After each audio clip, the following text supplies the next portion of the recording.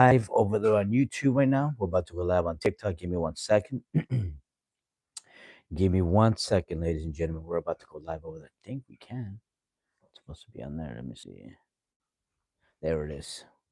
There it is. We're gonna talk about some things today. I'm gonna go live over there on TikTok also. Testing 1, 2, 3. Let me make sure everything is right here. What's going on, everybody? Good evening over there on YouTube. We want to talk about a couple of things today, guys. We had a few things to talk about today. We're gonna go through another study pretty soon. The Lord speaks before we get on here. Sometimes He gives me something at the last moment. Sometimes we're gonna go with what the Holy Spirit wants us to understand. So there's a lot of things that are still taking place, as you all know. Unfortunately, there was a situation with the president yesterday, um, and I'm noticing a really weird trend on social media that that people are. I'm gonna talk a little bit about this, about people calling some things. I'm gonna explain a few things that people have questions about this, and I think if there's somebody fit to talk about this, would be somebody like me, right? That I'm gonna give you guys a little explanation of what's taking place when the whole situation happened with Trump yesterday. There was an incident happened at a dinner. I believe he was. I think in Washington. I think it was Washington D.C. As you guys know, it's all over the news since yesterday. And one of the guy that did this thing to that did this incident over there. He is actually from a city next to mine. I know exactly what street and what area it is that guy is from. Now they gave his address and his the media's been over there since last night on that street that where he guys lives. I've been in that down the street quite a few times throughout my life, actually. Where the guy is, where he lives. But yeah, this guy went. Thank you guys for the likes, guys. Do me a favor if you guys can like the live, share the live. So we're gonna talk about a little bit about this, about my suspicion. I had this suspicion for some time already. I'm gonna tell you guys what took place, but we're thankful that nothing happened to any of the leadership. Nothing happened to any of the president. I know that there's a lot of people who are angry at Donald Trump. I know there's a lot of people who are angry at the administration, but violence is never the answer, y'all. It's never the answer. It's never gonna be the answer. And we as people of God, right? The last thing we want to do is think about, wishing, ill will or harm on anybody. I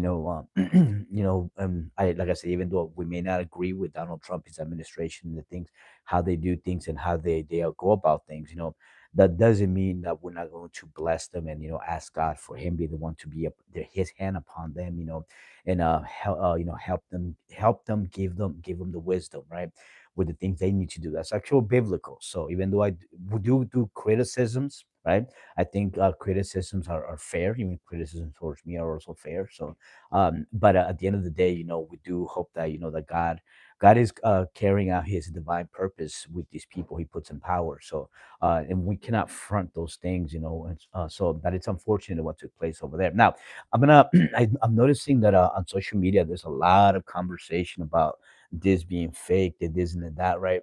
That this and the other. I'm gonna tell you guys something. I'm gonna explain to you guys what I'm seeing here, and I would suspect some things, but I'm gonna explain to you guys what I mean when I use the word false flag operation. Right? I'm gonna give you guys a definition of what it means and what could be taking place.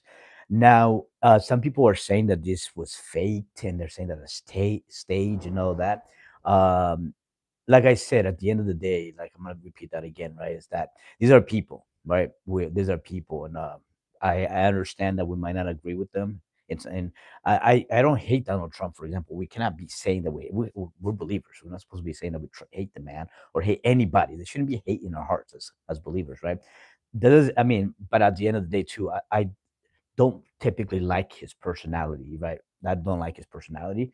I don't feel like I relate to the man, but I do not wish him any ill will. I hope that God, protects him also because he is the leader of this country, guys. He is the leader of this country. God put him there. Okay, so let's keep going, right? So now, what people are saying is that this is fake, and they're saying that some people are saying that this is a false flag operation. And I'm gonna tell you guys what's going on. I think that I don't know that it's fake, particularly like you could say that the administration themselves did this themselves. But I will say this, okay? Some people are saying this. I'm not saying this. I'm just reporting what people are saying. Let's make that clear. Some people are saying that they did this because they want the American people to, have a little buffer when it comes to the administration, give them a little bit of leeway when it comes to what they're doing. In other words, the poll numbers are down, and by people are saying this for entertainment purposes only, right? That they do this because they want, people to feel bad for them. You know what I mean? And a little bit of sympathy towards them, right? So I don't know if that's the case, right? But now, when it comes to a false flag operation, I'm going to tell you guys what it means because a lot of people have questions and they don't understand what it means. A false flag operation, ladies and gentlemen, is not typically something that's necessarily something that didn't happen, right? It did happen. The question is, who was in charge, right? Who was in charge? Who was the one who was conducting the operation, right? During a false flag operations. The answer is we're never going to know who that is, right? Now, I would say this, guys. I'm gonna say this. I don't believe that like the Trump administration per se, that they themselves would flat out go and do this, right? I don't think that they would actually go and do this. Maybe, but I don't think so. And especially when they were saying that time when, like, the sniper back when he was running for president, and I tend to believe that it did happen. I actually do think I do believe that God preserved his life supernaturally. I do believe that about that. And guys, don't get me wrong. I know that people out there want harm towards this man, and I don't believe in that. I don't believe that we should be celebrating or even thinking, oh, he's not gonna be in office no more because of whatever situation. That's not cool, yo. Come on, not you guys. I'm talking about people who think this way, right? Don't come on, we cannot be wishing those guys. And I would not want to see that either. The whole situation with Charlie Kirk, and you see it on video. I think that people need to be able to speak their mind, and I do think that there's the First Amendment is, I'm glad we have that because that also gives us the ability to be able to preach the gospel as well. Even though we're going to preach the gospel, whether or not the First Amendment is the law, right? They're gonna have to put me in jail because I'm not here to please the world, please the governments, or please anybody. God tells me to speak, and I'm gonna speak. I don't care who comes towards me with, tries to arrest me. That's just how it is. You know what I mean? That's for us, though, for the kingdom, for us to preach the gospel. They're not gonna censor me. They can try, they can try, but they're gonna be fronting God when they do that. So let me explain that part. Now, when it comes to political stuff and people's opinions, you want to be careful what you say on social media, whether whoever you are. You want to be careful with the things that we need to be careful, right? Not saying that I'm gonna come out here and say something that's out of place or out of pocket. What I mean is that the First Amendment does not protect us from idiocracy, right? Doesn't protect us from that. So I'm just saying, right? So, but I will say this to you guys. Now, when it comes to the full flag operation, I'm going to tell you guys something that I do think is possible. So here's the thing, okay? When the whole thing happened with the sniper, right? That, like, hit his ear. There was a lot of people and a lot of groups that were calling for civil unrest. And there's a lot of pundits and experts and people that were saying that if something would have happened to Donald Trump, America would look a whole lot different today, right? And there would have been major escalations. I believe that, though. Now, when it comes to this, I'm gonna tell you guys this. I don't think that it was. I don't think it's the government or the administration trying to gain sympathy. I think what's going on is that the puppeteers, for entertainment purposes only, especially on TikTok, right? I think what they're trying to do is that they're trying to cause more division between the parties. I think that not the administration themselves, but the shadow government themselves, they would conduct the full flag operations, right? In a way where, like, they want to cause tensions, right? Cause tensions, between people. I do think that's a thing, and I do think that now there's been some prophecies out there. I'm gonna tell you guys real quick that I've heard. I haven't been told this myself. I'll make that clear. I heard a prophecy. I heard a few prophecies that he won't make it out of office. That he won't make it out of office. I don't know how long, right? But they're saying there's a prophecy out there that's saying that he's not gonna make it out of office. I'm just saying, telling you what they're saying. We're gonna pray that God intervenes. At the end of the day, we're gonna pray. And then it's in God's hands what's going to take place, right? But I would say this: something were to happen to him, I would think that tomorrow would be a very, very dangerous world in America if something were to happen to Donald Trump, though, because you have to understand that the people who are his number one supporters, a lot of people who are, I'm not talking about the Republicans per se. I'm talking more about like the radical side of MAGA, where like some of these people, they're like a cult following, right? They're like more of a cult following that they're willing to do things, right, that are out there, right? And then people will be mad. I'll be honest with you. I would be mad if something happened to him too. And I don't mean that I'd be mad in the sense that I want everybody to take to the streets. Why would I be mad? Is because this is not the answer. Will never be the answer, honestly, right? This is never going to be the answer for us to want to silence a man. And I disagree with his policy when it comes to immigration. Yeah, of course I disagree with a lot of things that he does, but this level of violence is not something that we're going to be condoning. Not something that we're going to be supporting or anything like that, right? And I would be mad when Charlie Kirk, guys, when Charlie Kirk, when he, wasn't alive. I was actually angry when he wasn't alive, not angry because the reason why I was angry is because I don't think people should be silenced for saying something coming out of their mouth. I don't think that's a thing, and I'm always gonna hold that position, and I was angry. I was like, "Man, no, I mean, I don't like the things that Charlie Kirk said, but at the end of the day, that's not the answer, right?" So now let me go back to the false flag operation. I would say this is that, um, yes, I think that if something were to happen to him like that, I think that you would see major civil unrest the next morning. I would say that there would be factions and there would be different groups that will, have a full blown confrontation. And I do think now here's the thing though, because this guy is supposed to be the man that did it, right? He's supposed to be a very intelligent person who has, I think he has a degree from college. He's a tutor or something like that, and they gave him a lot of information on who he is. So and Donald Trump called him a lone wolf. That's what Donald Trump called him. I would say that possibly he's probably a lone wolf. Could he be maybe recruited through different intelligence? Because I don't know if you guys know this, that there's a lot of intelligence um, factions that, well, when I say intelligence, I mean like faction like CIA, FBI right now, and then they recruit people, right? It's like they said that Charlie Kirk actually belonged to a gate program for a gate program for intelligence. He was recruited, like I think, in high school or something like that, for Charlie Kirk. So, and I believe Candace Owens too is a part of that too. I think she's a part of it too. Megan Kelly and Tucker Carlson, I think they're all part of that because they're controlled that position, right? Even though they claim to be Christians or whatever, they are controlled that position. But anyway, let me continue with what I'm saying. So I would say this is that we need to prepare ourselves because what I mean by prepare is we need to be at the ready and understand what we need to do, because they're gonna be more attempts against him. And this is like the fourth time or fifth time I think now that somebody attempts something against him, right? But I will say this though, I don't want it to happen. I don't want to see that in the news, but I think that if the powers that be really want to put a major escalation amongst the citizenry. And the reason why I'm going to tell you guys why they would want to do this also, one of the reasons why they would want to do this, the powers that be, right, is because they're going to bring more control. Does that make sense? And I will say this: I think something like this could unify America in general to have even stricter gun controls, right? Because what happened to Charlie Kirk, it's it was very unfortunate, obviously, but I think something like this happening to a president today.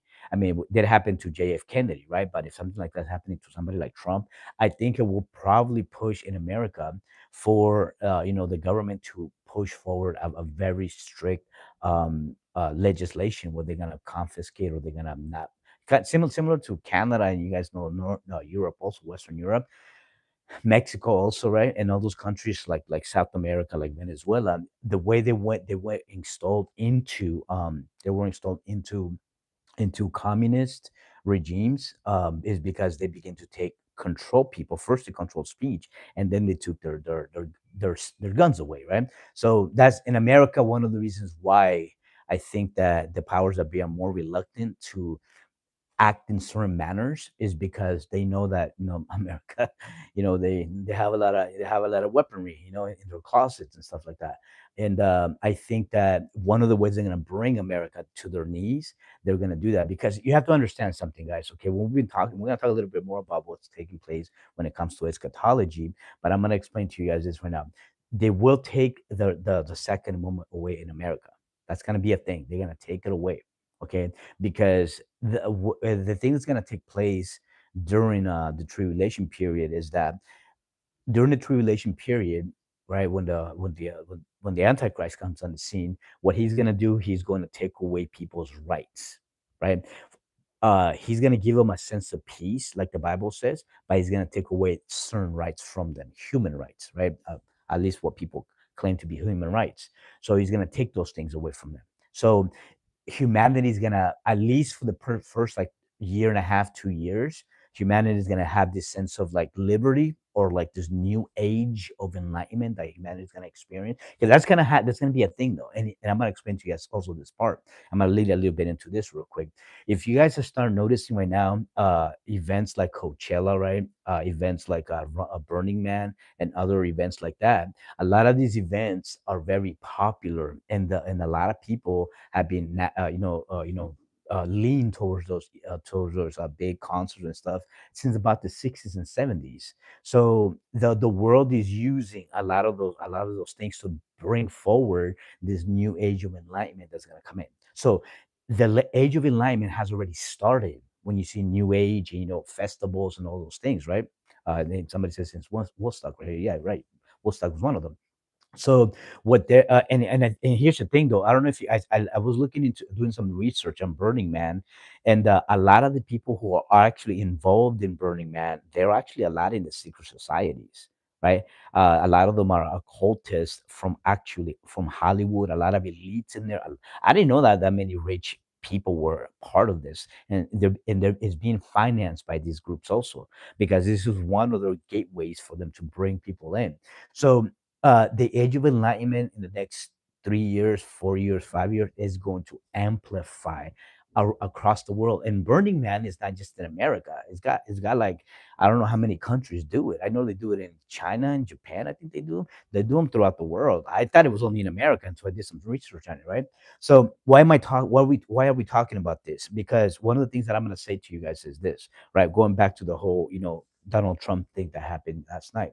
Um, I will say this. I think that they're going to accomplish, based on the prophecies that I heard, that, and I think that's how they're gonna write that legislation, and it's going to pass.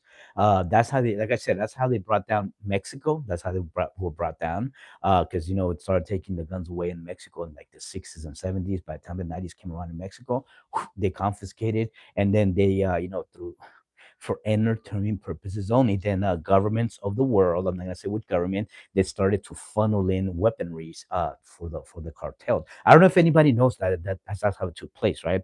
What they did in Mexico and also in Venezuela, and they did in Colombia and all this, is that they create false flag operations or scenarios where they take away their guns, right? And then that's when they filtered in all the weapons that came in, and these weapons didn't come in the 2000s, guys. They brought those weapons in for the cartels, I mean, right? So then that's when the factions began in the 60s, 70s, 80s, and 90s, when the whole idea of drug trafficking started to get so big. There's more to the story, but I just want to leave it there. I don't want to go too far into that, right? Because of the algorithms.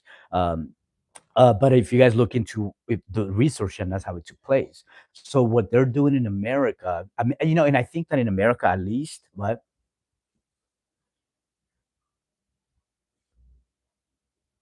I don't know what this person are being something is while they're laughing. It's just that I'm gonna ignore the messages today.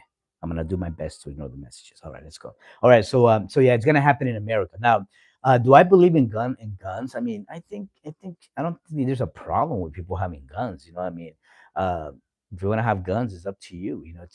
I don't see anything that I would say that you know um, our guns are a problem in America, for example. I would say that I don't think that necessarily the gun is a problem. I think people are just crazy. I think people are crazy, yo. You know what I mean? Like, so I think that there's people out there that really have mental, they're just crazy in the head, and then they get a hold of a gun, and and then it's not the gun the problem, it's the what's going on up here with the person, right? So we need to understand that part, right? So I mean, um, so if they took the guns away tomorrow, I mean, what are we gonna do? Fight? I mean, well, I think a lot of Americans would fight back. Here's the thing: this is the thing that people don't understand, guys. I'm gonna tell you guys something very interesting, and we're gonna see it play out in the in the next couple of years, the next 5 years, when there's civil unrest. America, for some reason, is gonna be the last place where democracy is gonna be fought. America, right? And I told these people some time ago, and they didn't believe me when I said this. Yes, there's some states that are very gun restricted, and they will be able to go in there. The authorities, when they want to control, the movement, when they want to control the citizenry, they're going to be able to lock them down. But there's going to be some states in the union that are going to rise up. There are going to be some states that are going to stand up and like, nah, this we have a confrontation. We're gonna tussle right now. They're gonna do it. You're gonna see that on the news, guys. You're gonna see it headlines when you see. I like the way the farmers back in somebody said it here last time. I forget what the farmers was it 2011, 2012. Remember they had the confrontations. Was that Texas? When I saw that on the news, I was looking at it and they were on horses and there were snipers on the bridge and I was watching eating popcorn and I was like, oh my goodness. The whole time I was thinking, because it was the I think it was the marshals and I think the FBI and then there's ranchers over there. Somebody might know about this story. The ranchers back in when they were fighting about the grazing the grazing lands that they have for the cattle, right? I think it was Texas. So anyway, so that took place. We already saw that took place. Was it no? I don't think it was Waco. That was something. Waco was something else. Something else. Was it the Rangers? Yeah, somebody might know the story. I remember it was 2012 or something like that, and they Eastern Oregon. It was Eastern Oregon. Okay. Yeah, I just remember the story. I remember I followed it and I was watching it because it was crazy. It was like the Wild Wild West kind of thing, right? So the thing that's gonna happen, I'm gonna tell you this. In America, that because God told me, I'm gonna tell you, we're gonna see where democracy is actually going to confront the institution, right? Now, I will probably say that even though I would say that California is a very like blue state, right, per se, I would say that California, Arizona, Texas, right? I think these are going to be the main states that are going to have those conflicts and those confrontations. So I think at least California, they're gonna more like you know flip towards a more of a Republican base in California because it's so much of a. I think in California things are getting so dire. The inflation. I think in America, in California, everybody's tired of what's taking place with the Democratic Party, and I think they're gonna flip it eventually. So it's gonna become more of a Republican type of base in California. California, Texas, Arizona is where we're going to see the confrontations when they begin to clamp down. Because the thing that's going to happen, and we're going to read a little bit about that in a second, is that in order for them to bring also in right the one world government, they understand this, right? They understand that they're going to have a grasp on society. This is a thing that's going to take place. So it's going to be a multi front because even though 90%, 95% of the world population is going to accept the antichrist, they're going to accept that power that's coming in. There's going to be a segment of humans that are going to say right. Those people are going to be they're going to be need to be dealt with at the time, right? So and this is the thing, guys, if you guys want to hear about this, if you guys go back, I don't know if the videos are still on YouTube. Is so big now it's hard to even find stuff nowadays on there. But if you go back to 2008, 2009, if you guys go to those years, there was a lot of conspiracy videos all over YouTube, and they were talking about how like there were some of the big warehouses for like Walmart or Target, and Walmart supposedly they're saying this. I'm just repeating back what the conspiracy is, right? That they're gonna be used to move people around, right? In a situation where they're going to try to restrict the movement. Now, would they see this for 2020?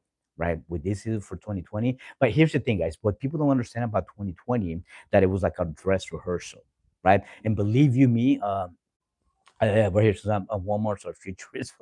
Yeah, it's like Walmart. Yeah, exactly. That's what they're saying, right? And they have a lot of them also, right? So some of the infrastructure is already in place, right? So what I would say to you guys is this: is that 2020 was a dress rehearsal, and they were collecting data during 2020.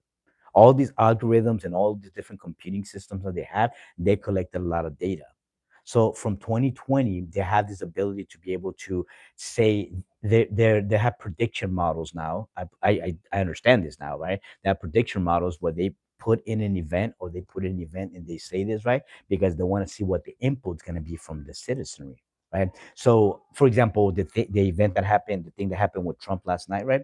I think that's one of the ways that they're using what people are saying, right? And they're beginning to classify people. So be very careful the things you post on social media. Yo. You gotta be very careful with your opinions on social media too, because they do have databases with profiles and they're classifying people under particular things. And the Pentagon has been doing this for a while already. They actually have been doing it since like the 80s. People don't even know that. I'm not going to get too much into that either. But they've been doing it since about the 80s is when it started getting big. Now they have a full blown profiles and everything. And they know they know all your patterns. They know everything that you do. They know all those things. And people don't fully grasp yet what the power of social media, the algorithms, and what they're doing. They don't fully understand it yet.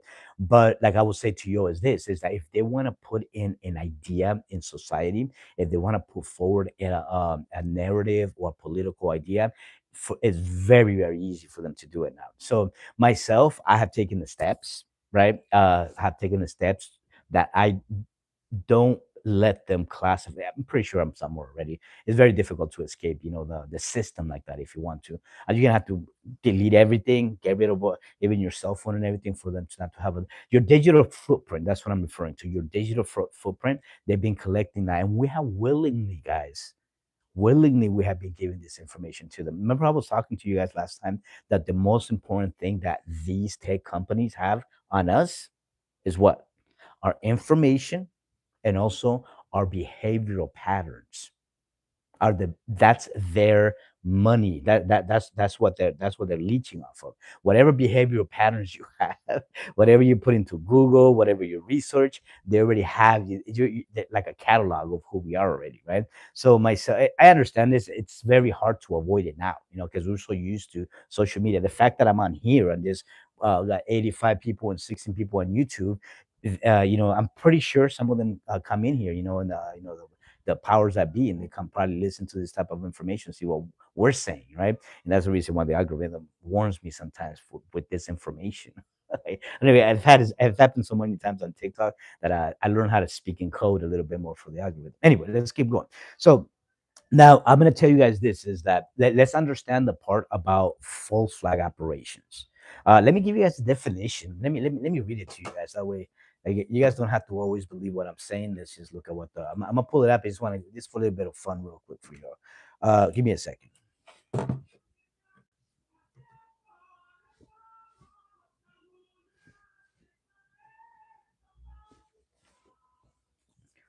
All right, let me see. I'll read it real quick. A false flag operation, a covert act, often of the I won't or disruptive, committed by a government or organization or individual designed to look like it was perpetrated by enemy, opponent, third party, is what I was referring to. The goal is to deceive the public, justify military action, or turn opinion against the group being framed.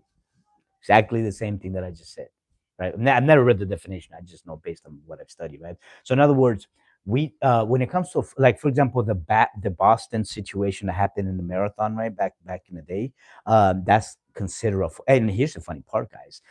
If you I many like maybe like 2015 is when I stopped doing it, but for many years I was like just it submerged in conspiracies. I would like research. I would like look at all the information for the Boston Marathon. When that happened, there were people who were making entire like 3 hour lives and showing all the evidence and everything. And some people like froze the images and they zoomed in, and there was actually men, right, in like not camels, and say pyramid, not camel, but they were dressed in certain colors, and you can tell that these guys did not belong in the area. They look like operatives. There was like seven of them amongst the crowd, right? And so when you look at something like that, at least the Boston Marathon, that incident that happened, we want to know what took place, because obviously the mainstream, they're gonna give us a narrative, that they have a narrative, they have a script that they're reading to us already, right? There's a video, right, of them talking about a subject, and they embedded, I think, like 50 networks, ladies and gentlemen, right? The script, the pauses, the cadence, right, to the actual what they were reporting, literally down to the beat. And my mouth left open because they show every single video, the same exact thing. So they have a script through the mainstream, right? They have a script that they're gonna give to us. So remember, I myself, ladies and gentlemen, do not like the mainstream media. I have a problem with them. I'm always gonna have a problem with them. I know that they're bought and paid for. I know that. So myself, sometimes I do tune into or watch the report out of CNN or maybe even Fox News. Just want to see what they're saying, get their take for it. But I don't. I used to listen to like the media. I used to, when I was like 10, like 11, 12 years old. I used to love watching the news. That's how I was as a little kid. I used to like, literally turn on the news. I wanted to know what was going on around me. I was a weird little kid, right? So I would turn on the news and I watch it from like 6, 7 into like 9. And when it would be over, okay, I'm done with the news. I don't know why I did that, but I did that, right? And then I remember when 9/11 happened, right? And for 2.5 weeks, almost 3 weeks, when 9/11 happened, I would run home, turn on the news. I cannot wait to get home because I wanted to see the coverage, right? And I would just go home every single day early after the news. Right? So, and I remember that one, like 2 weeks in, maybe almost 3 weeks in, I noticed that the news began to shift, right? They begin to shift the narrative. They begin to start going to other segments and other things. And I think it's right for them to do that. It's a business after all, right? So they have to go. But then I remember that the last night that I saw the news, I was watching, I forget what network. It might have been CNN. And I remember that they were giving a segment on 9/11. That was like closer to the third week. And I remember that I was emotional, right, during that segment. And I took a second and I said to myself, why am I allowing the television to give me a sense of, I don't know, an emotion? Why am I allowing that? So after that, I remember that, and I was angry too, because I felt that I wanted to go to the armed forces because I wanted to go be boots on the ground and go take vengeance about what took place over there. Um, and I remember that the one who talked me out of it was my history teacher. I'm just giving you guys a little bit of an idea of what I'm talking about here, right? And I've said this, I give this story a few times here. And I remember that I had been telling my teacher for a couple of years. I knew him for a few years that my dream was to become, infantry. I wanted to become, boots on the ground. Please give me a big old heavy backpack, and I want to just become a nomad over there in the middle of nowhere. As I was my idea. That's what I wanted to do. I was meant to be a soldier, and I've said that since I was a kid. And I remember when 9/11 happened, and my teacher, my senior, one of my teachers, history teacher, he asked me, he's like, "Are you sure you want to go?" And I said, "Yeah." But the way he asked the question kind of like woke me up. And then he's like, "Do me a favor." He said, "Look into it." The way he said it, he's like, "Look into what? Look into the real history." And I was like, "Huh? His real history? Isn't that the real history in the books?" He's like, "Look into it." And I was like, "Okay." So I was gonna go. I didn't go right out of high school, right? But I wanted to go. And then right when I was gonna go, wanted to sign up, I was like, "You know what? I'm not going to college. I'm not doing anything. Let me go get some money from there. Let me be a lifer, right? In the armed forces." So then, but then I remember what my teacher told me, and then I think this was 2005. So one day I walked into my friend's house, and he had a computer, a desktop right in the corner. And I asked him, "Hey, can you do me a favor? Can I use your computer for like 20 minutes?" He's like, "Yeah, go use the computer." So they had Netscape back then. That was, they had Netscape, guys. So I went on the computer and I typed in this word, conspiracy theory, right? Because I heard the term. Because there's a movie, I think, from the 80s or 90s called Conspiracy Theory. So then I went and looked up the term, and when I looked it up, like everything that has to do with JF Kennedy, everything came up. My mouth was left open. I was like, "What is this?" So then I started. That's when that day was my research into conspiracy started.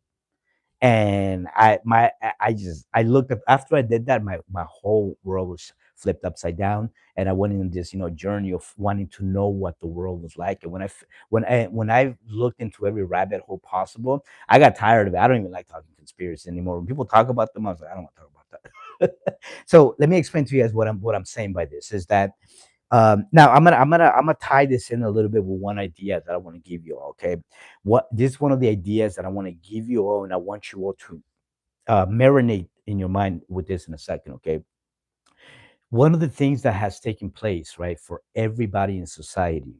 One of the things is more of a philosophical idea, if you want to say it like that, right? Is that we were born into the system where they told us what reality is, right? And all of us, we went with the story, right? But then the more we begin to question, the more we begin to pay attention, the more we realize that something isn't quite right. Something isn't quite right. And here's the thing, though, and this is the funny part about conspiracy theory, right? Is that by the way, the CIA coined that back, I think it's like the 30s or 40s. They coined that the term conspiracy theory. That way they can make people who are tinfoil nutcases, right? They want to make them look like a bunch of crazies. That's why they coined it like that back in those days. So, is there a conspiracy? I would say that there's more of a narrative that's taking place. Yeah, there is a narrative that's going on.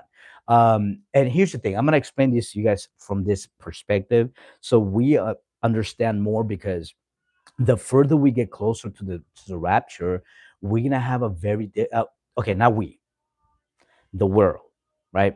Because we have been given the Spirit of God and the Spirit of truth.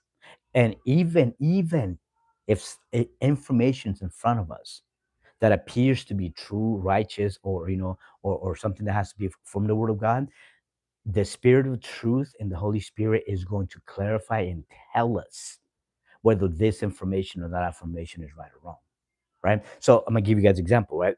A lot of people come send me private messages. Some people send me saying that I'm a heretic because I'm adding things to the Bible, right? They're saying that I'm twisting the Bible. I'm doing this. What's taking place is that God is giving His men and women, right? God is giving His men and women the chosen that He chose, that He sent. We're gonna go into that doctrine a little bit later, right? The people that He chose. That's what the Bible says. That He kept these secrets, God's secrets. He kept them from the kings, from the captains, from the mighty, from the wise. He gave them something. He gave them mathematics, sciences, pseudo sciences, and He gave them the gray matter. He gave it. He go play over there with that toy. My peoples, I'm gonna give them the truth, right? Hello, hello, people. Right, somebody said hello right there. He's giving us the truth. He's gonna clarify things. The Holy Spirit is gonna be like, this is what took place. For example, right? When I talk about the cosmos, when I talk about eternity past, I didn't make that up. Maybe I can write a story thinking about, but I don't have the mental capacity for that. I would tell you that right now, please. But when the thoughts have come into my brain, right, into my head, when the thoughts have come into my head, um, sometimes I'm driving, sometimes I'm doing something, and the thoughts just begin to come to my head. And then I pay attention. I start talking to the Lord, and I start a dialogue with the Lord. And then He starts telling me. And sometimes a lot of times, God, can you do me a favor? Amazing. It's nice. I tell God, but can you show me where it's in the Bible, please? And He's like, yeah, it's right here. God shows me. So what I will say to you is this, okay? What I'm going to say to you is the reason we're talking about this false flag operations is because it's been very evident. Well, after Joe Kent came out and he told the American people that this situation right here wasn't based on an imminent threat, but yours truly right here, right? He went on there and Pete Hegseth, and they actually said, "Hey, this is what the story is." But then Joe Kent, right, came out and said, no, you guys, that's not entirely true. That's not true. That's not what happened." So for us, at least, I'm glad that somebody like Joe Kent came out and said those things, because yeah, I can talk to you all day long.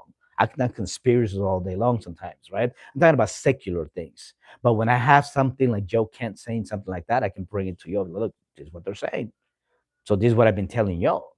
Does that make sense? So understand something, ladies and gentlemen, okay? And I think that this is going to be, I hope that this idea is coming across the right way every time I get on here, okay? My desire is to give you all what God is wants to give you all, right? But also, I want you all to understand that my desire is to clarify as much as possible what I'm talking about, right? Make sure that everything has credibility to it. But the one who's going to give the credibility here is going to be the Spirit of God. I'm not gonna get on here one day just because I want to sound wise and smart and intelligent. Believe me, I'm not. So, but what I will say to you is this, okay? Is that um, at least from this situation, I don't like it. I'm gonna be honest with you guys.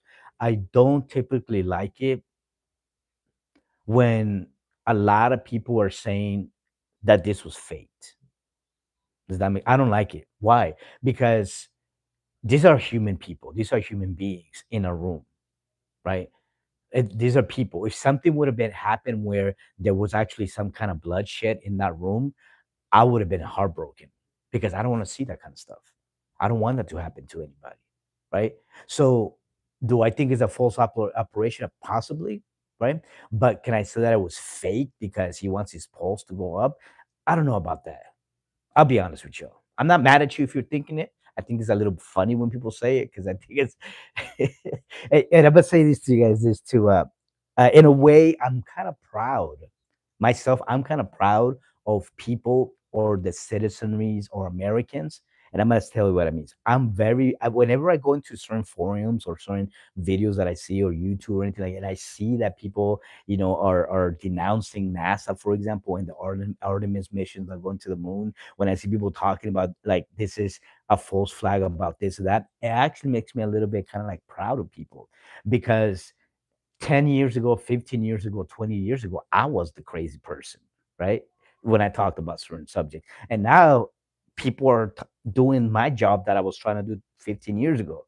And now I look at the world and I was like, okay, okay. I was like, I don't have to have this conversation again. And people are trying to have the conversation with me, trying to teach me. And I was like, I've been talking about this for 15 years, right? Kind of like what's his name, Alex Jones, for example. It's a little cuckoo up there, right? But Alex Jones has been pretty right about a lot of things. I don't know how you guys, how long you guys been hearing Alex Jones. I've been listening to him for a long time. I can't even remember how long, but I know it's been a really long time since I've been listening to. I've started listening to him since before Sandy Hook. I think a few years before Sandy Hook, maybe a few years before Sandy Hook is when I discovered Alex Jones. And back then, he's always been far out there in the way he talks, right?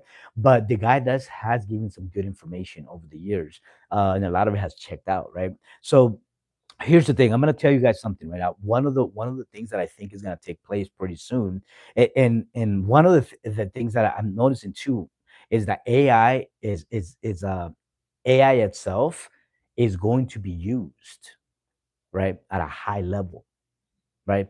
And can we say Oh he said he infiltrated. Yeah, I saw the video of him going in there. Crazy guy, crazy guy. So I would say that now here's the thing that our next problem, if you will, I'll throw myself in there talking about world wise, right? The next problem of people or the world is that um, AI is going to be very very difficult to for us to discern. Just logically what we're witnessing, what we're watching, right? I saw a video. I'm seeing videos that I can't even tell if they're real or not, right? I can't even tell. I didn't even want to look. I just kind of scroll past them over on social media. But when it comes to this idea of false flags or deception, remember what Second Thessalonians says, right? Second Thessalonians says that the workings, right, of the Antichrist are gonna come with deception, but lies, right? He's gonna come with that. Now, we're gonna read a little bit of right here. Um, I'm gonna read this part right here, and that's gonna be well. I'll just read it. You guys can pull it up if you guys want to. Okay, so this is Revelation 16:15. Okay, so I'm gonna give you guys this because I'm gonna go a little bit more into what's taking place. And I've explained this a few times, but for the newer people, sometimes they message me and they ask me questions. So I kind of want to go a little bit into a certain subject just so I can recap a little bit, right? Revelation 16:15. Behold, I am coming like a thief. Blessed is the one who remains awake and clothed. Look at what it says right there. So this is basically referring to the church or the ones who are going to become the bride. That's what this verse is referring to. So you and I, right, are awake.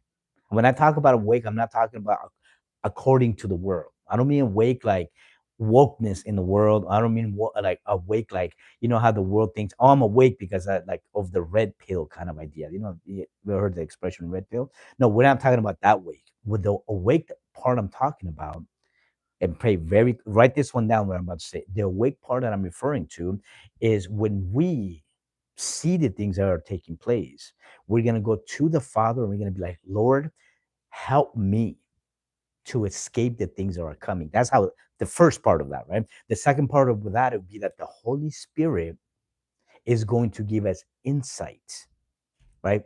Is going to give us insight and revelation ab- about what's taking place. And here's the thing. I warned you, I warned the audience here many times already, right? This hasn't happened yet, but it will take place sooner than later when either AI or technologies that we're not aware of, could it be some kind of aircraft or something, or some kind of craft up there, right? Yeah, it's aircraft craft up there. There, when they start using the whole, what is the other one that was Operation Bluebeam? They call it Operation Bluebeam. Operation Bluebeam is just it's a technical term people use, but I think that there's other technologies, but they just give us blue beam so we can look here. But what they're gonna do is gonna be over here. Does that make sense? So they say, hey, there's something called Operation Bluebeam, for example. Here it is. Talk about it. Talk about it. Play with this little toy while they're playing with another toy over there, the powers that be. So they're gonna give us some kind of like point of reference from another angle. But what I'm saying to you guys is this: is that I think in the next couple of years, maybe in the next 6 months, they're gonna start rolling out. And some people, and because this scientist, I'll talk about the scientist on Tuesday. I think that's when I talked about it, right? The scientists that gone missing. I think that something is getting ready to take place, and they're gonna accelerate the concept, the idea of ufology and all those things, right? So when we look at this verse right here in Revelation 16:15, behold, I am coming like a thief. Blessed is the one who remains awake and clothed. Now, then it gives the idea of clothes, right there. I'll explain that a little bit later. But that's the part of awake. It means that we're alert and we're watching, right? That's what Jesus said. Be alert and be watchful, right? So why is that? Because we're gonna ask God to give us desires, right? Desires. For example, one of the things that we're gonna ask God is to sanctify us. And the only way we can become sanctified is when the Holy Spirit gives us the instructions to consecrate ourselves. Okay. So the Holy Spirit is going to tell us, hey, you need to or me, right? You need to consecrate yourself. Consecrate yourself. Okay. When the Holy Spirit gives us the instructions to consecrate ourselves and we go follow through and what He's telling us, because God is getting ready to act supernaturally over our lives at a very supernatural level. So now, in that consecration that's guided by the Holy Spirit, right? That's how we're going to remain awake, right?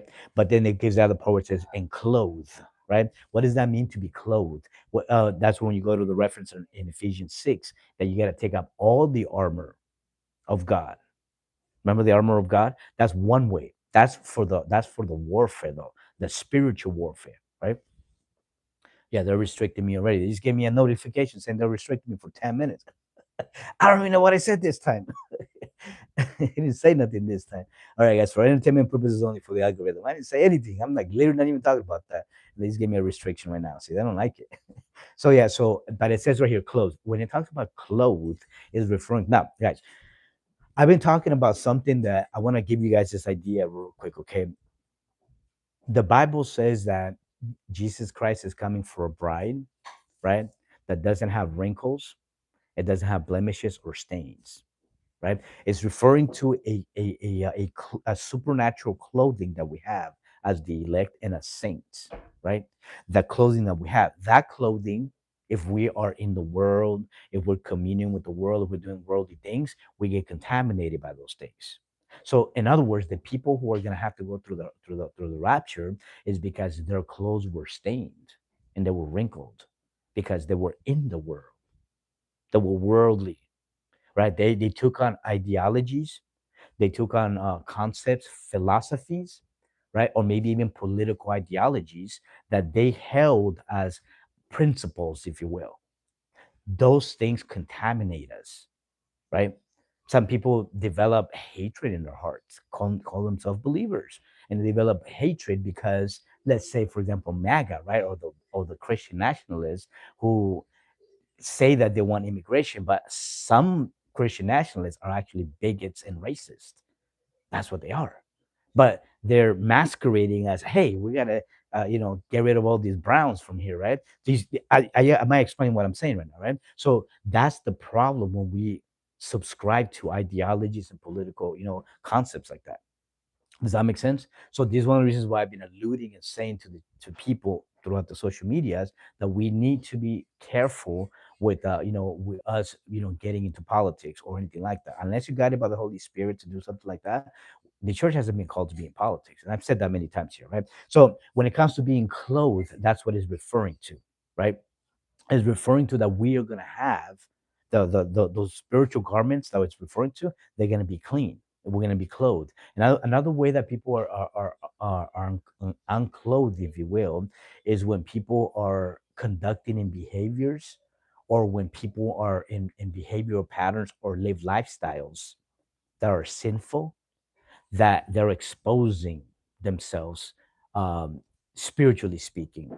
They're naked, right? So if somebody, let's say a believer, for example, let's say, for example, a woman that that calls herself a Christian, but she's going to Coachella or she's going to Burning Man, and she's living that lifestyle, that worldly lifestyle, right? She's exposing herself, or a man too, right? Or men. I'm just using a woman as an example right now. They're exposing themselves. They don't even realize it, right? So there's a shame that they're giving off, and a lot of women that like that have certain lifestyles, but they have on their profiles God first, right? But they have certain lifestyles. That's what it means right there when people are exposing themselves. In other words, God is allowing people to see them, right? In that sin, people make assumptions of them, of their lifestyles.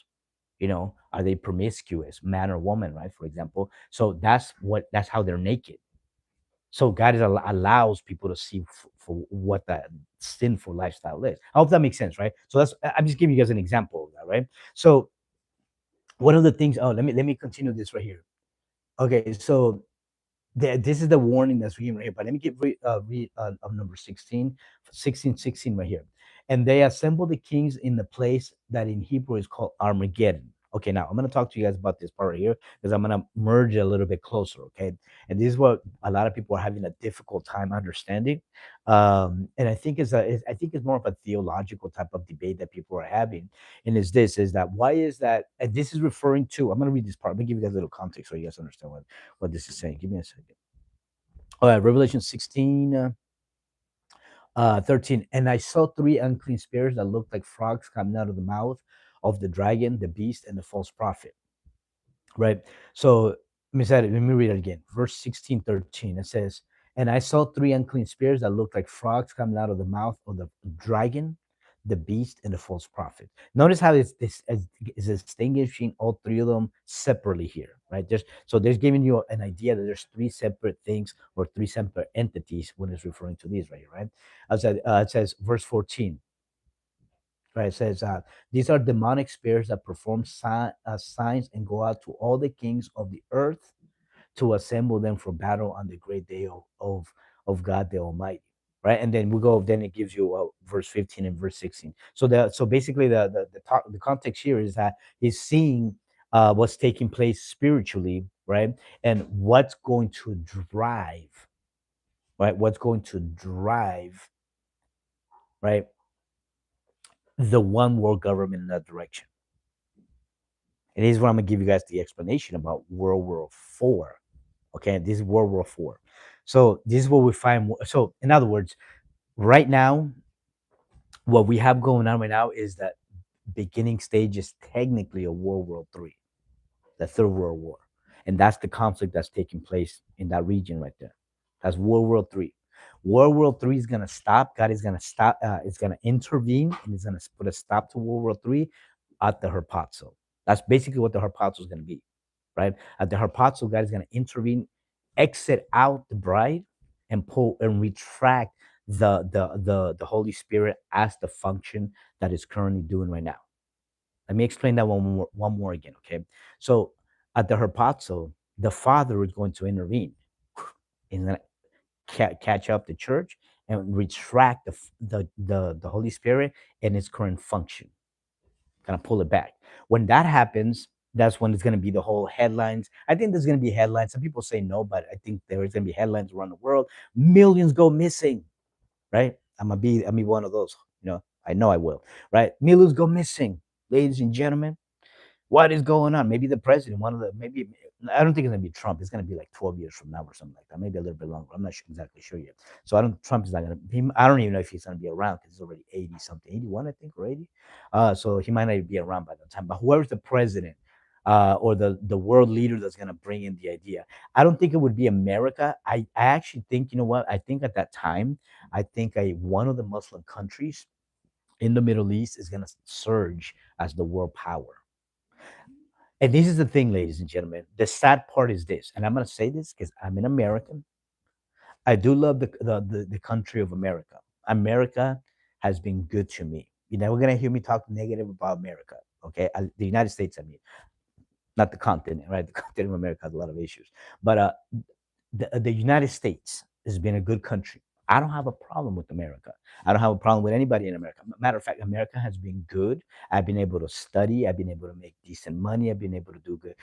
America has never, America has not done me wrong in any way. Okay, give me a second. I know that there's other people out there who have a problem with America and they want to go to Europe because it's bad over here, guys. Please, please, it's nice over here, guys. I'm gonna tell you guys, right? So I would say this. So what I'm telling you guys is this but the sad part is this. America is going to lose that world superpower status that we currently have. And we're seeing it in real time right now. That power is beginning to diminish and diminish because of this conflict right here. This is it right here. Okay. So we weren't there 250 something years ago when we saw the beginning history of America, when when the what they call it, the founding fathers, people call it the patriarchy back then, founded that this nation, right? We weren't there. We did not get to see those things, but we're at the end of that, and we're witnessing, right, what was set in motion back then that's being diminished and is going to be not a world superpower in the near future. And some MAGA and Republicans and people will get mad at me for saying that. I'm just telling you what's taking place. If I'm wrong, forgive me. But according to the Bible, at least from what we see in the Bible's saying that there's a world power that's going to surge in Europe and in the Middle East. There's a world power that's going to surge from there at the time of the herpazo, Matthew 24, Luke 21. That's what I'm here to tell you all. So, in other words, the events that we've seen that have been so detrimental, right, in the last month and a half, month and 26 days now, not even a month and a half, month and 3 weeks actually now. I'll take that back. A little over 3 weeks actually, right? That these events that we're seeing is the things that are bringing America to the feet. And somebody was gonna do that job. Somebody was gonna do that. Divinely was gonna be to carry out that, and that was him right here, right? So I'm not here to chastise him and talk bad about the man. What's done is done, right? Is there a way that we can go back? I think that maybe there could be a way to go back, but here's the thing, ladies and gentlemen.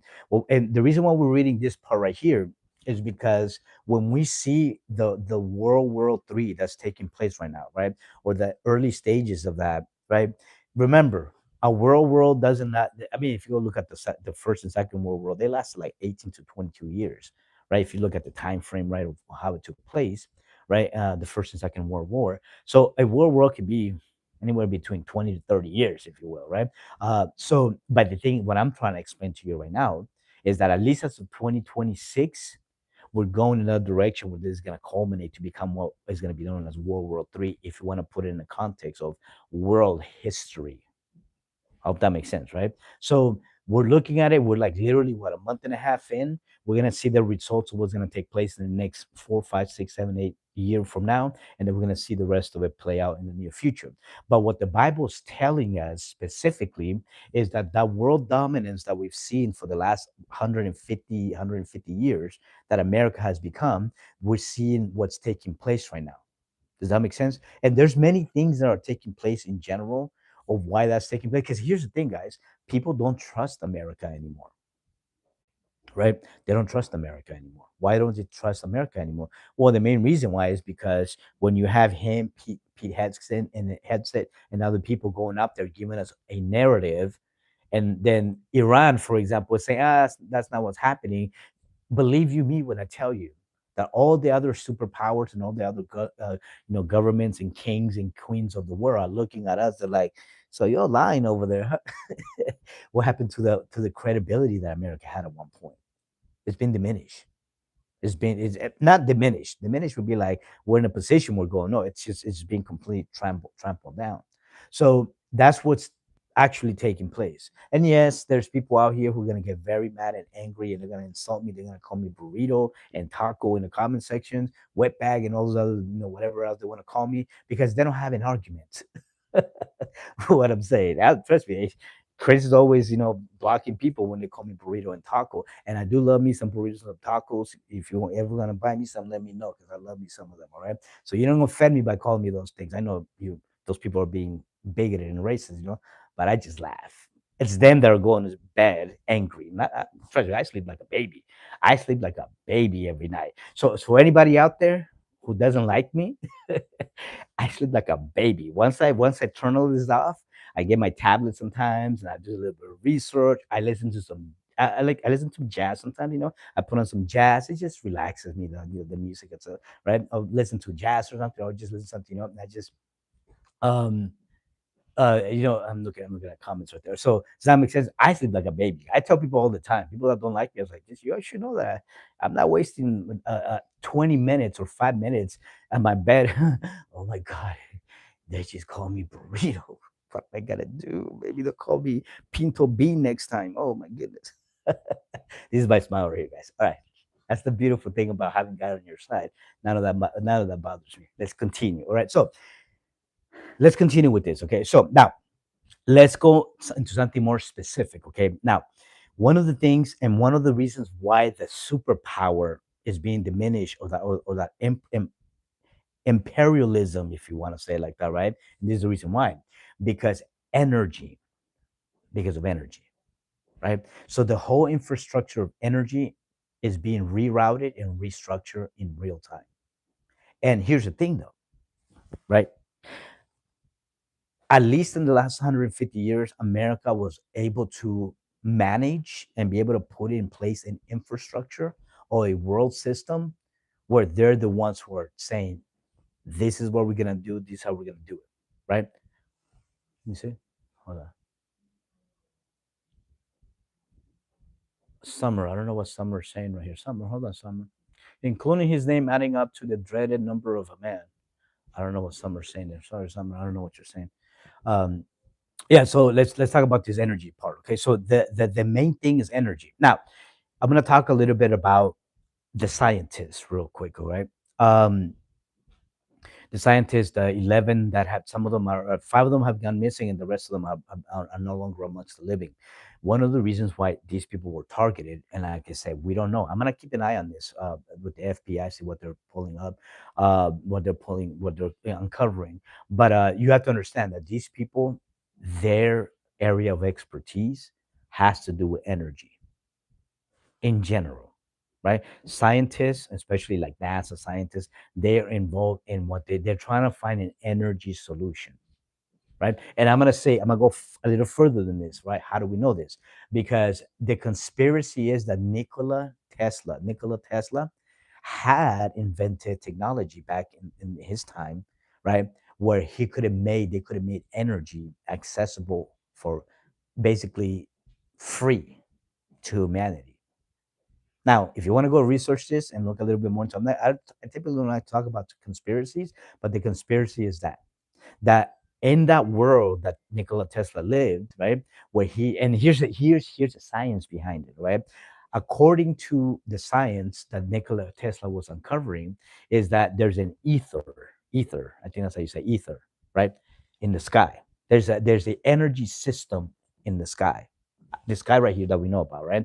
And apparently, and I'm gonna give you guys the information about this because sometimes God gives us, the insight about this, is that he was able to pull from the, you know, from the sky power. He used to be able to extract. Somebody say, "Yep," right there. So you guys can tell I'm not lying about this. He used to extract power from up there, right? And apparently, I don't know. I've seen some stuff. There's some evidence out there that they were beginning to make towns. They were making towns where they were empowering towns with this energy. So they had a choice: petrol or oil and gas, or we could give the world free energy, right? And that's one of the reasons they're saying that they took his razor blade faith. Israel prophecy has nothing to do with right now. I have no idea what you're talking about. All right, so does that make sense? So they what they said the conspiracy is that they went to Tesla, they took all his inventions and everything and his technology, and they gave us oil instead. And I tend to believe it looks like that's what happened, right? So now here's the thing, though. We're talking about going back 100, 150, 175 years, right? That's what we're referring to right here. Now, fast forward to today, as of month in 26, right? That system that was brought in to the world of oil and natural gases, that system that's been in place for I would say 100, let's say 140 years, let's say plus or minus 10 years, 140 years, that system in real time is shifting and completely shifting. So what was been our power? Well, besides the military power, obviously, and political power, the real power that America had was in energy, and that's shifting. Now, when it comes to these particular like scientists, right? They tell us that these people were doing these projects. But I personally believe that a lot of these scientists were involved in energy technologies. And here's the thing: I'm going to tell you guys this is something that's very, very interesting. The nation that controls the natural resources, pay very, very close attention. The nation that controls the natural resources, where they can harness energy going from the oil system over to another technology, that's going to be the new technology that's going to take over. And I'm going to give you a little bit more.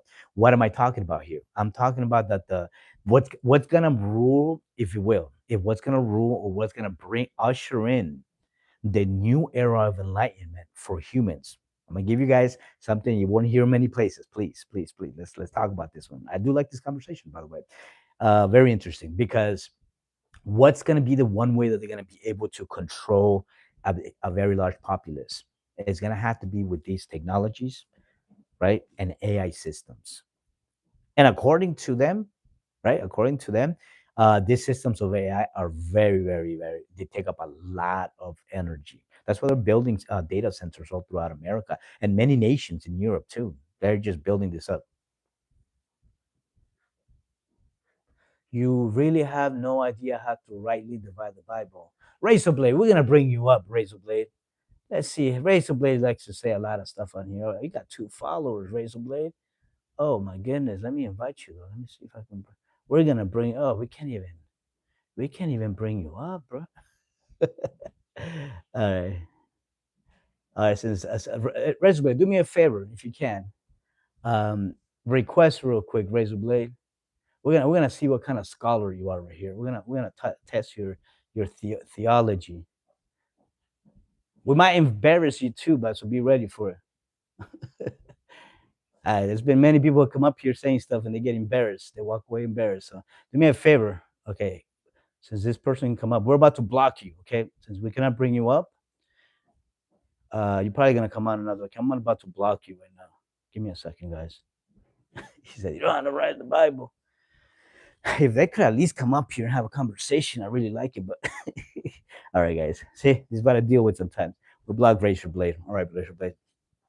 Bye bye. All right, guys. So let's talk about this real quick. Right? I was talking about technology. So the shift, and here's the thing. Okay, I'm gonna give you guys something also that is, I think this is gonna make sense. Okay, what I'm about to tell you guys.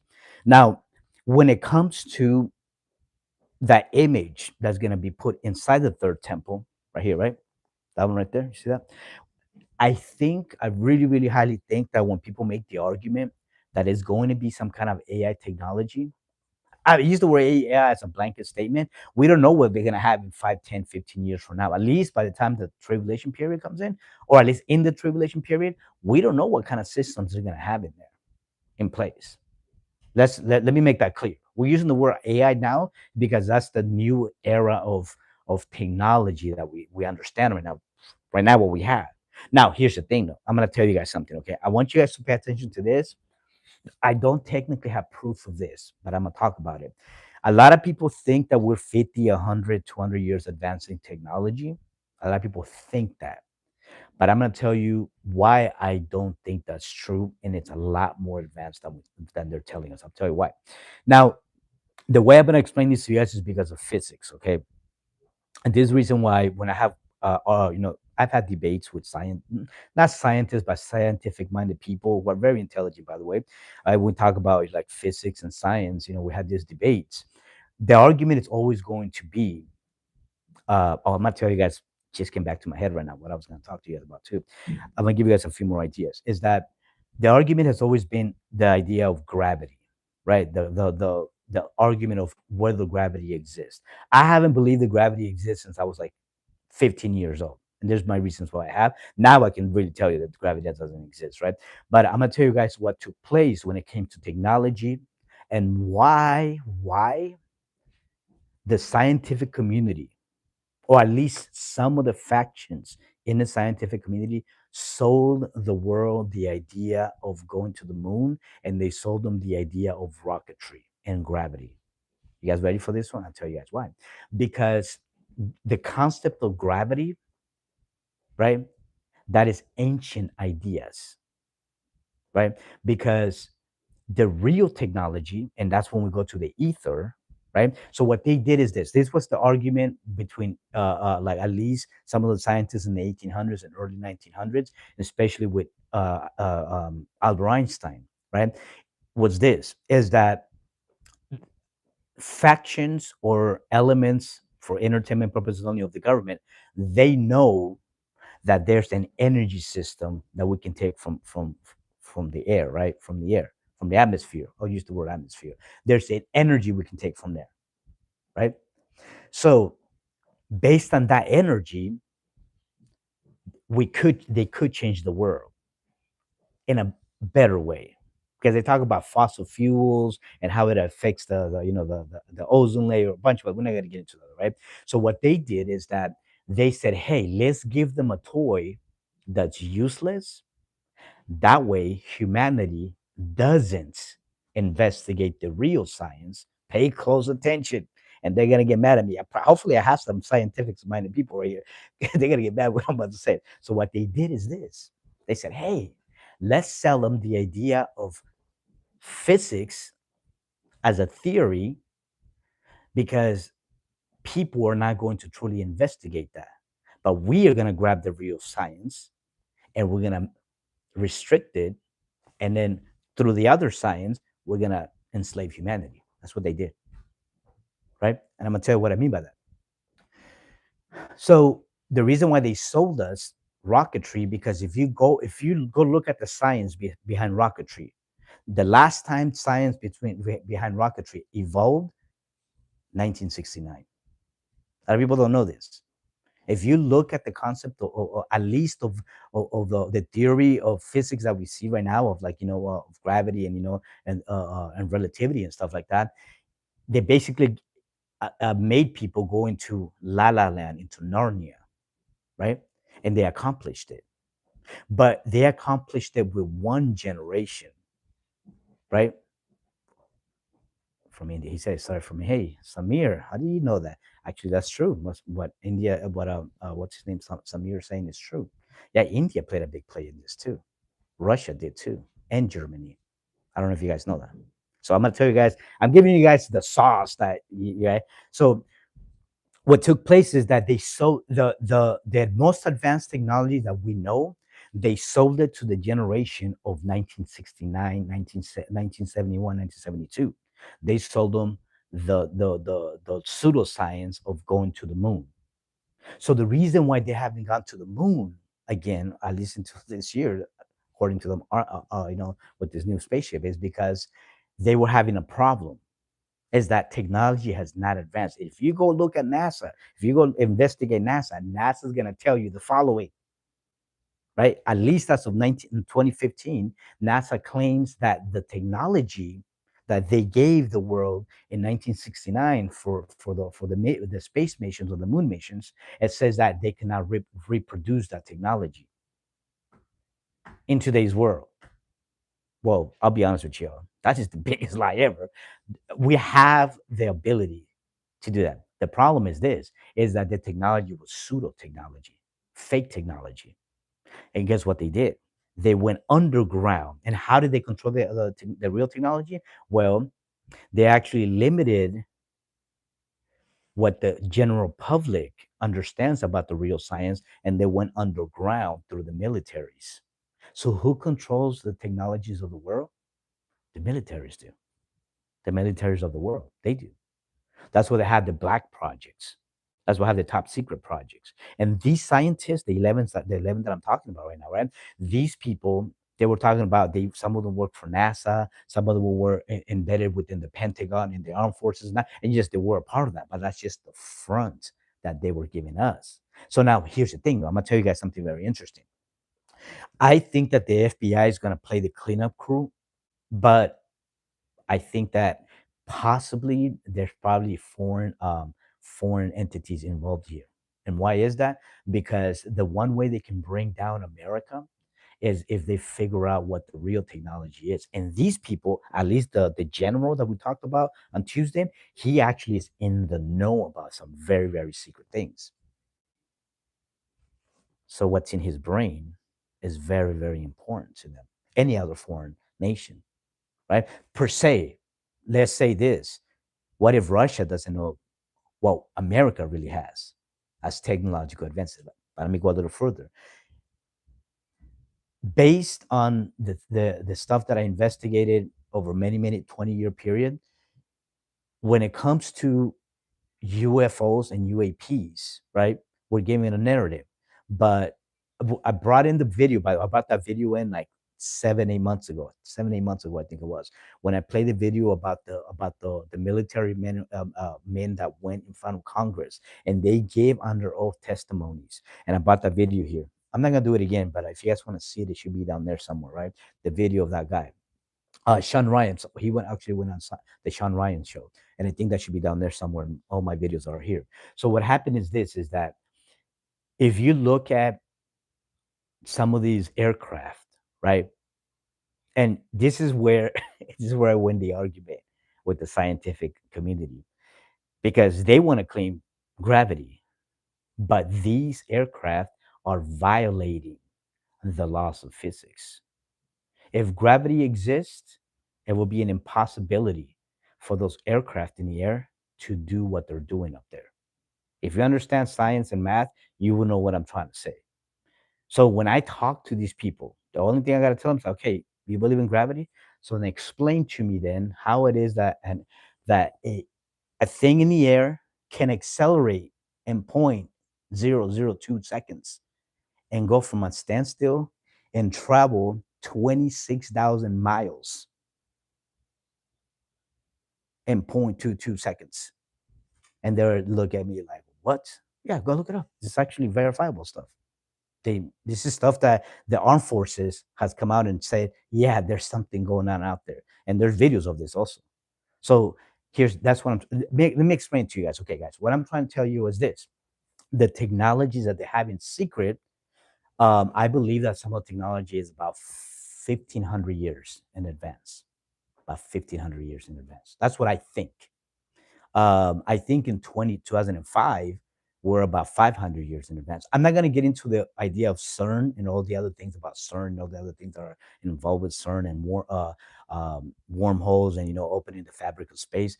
I think that Matthew 24 talks about God intervening. I also believe that they have uncovered things, right? If you go look at CERN, we can get. I'm not going to get into CERN though. Look at all those things. There's things out there that they're doing that are they're violating God's true nature, guys. That's what they're doing. Humans are doing that. There's another passage right here. Let me see if I find it. Let me give you guys real quick so I can give you a little bit more real quick.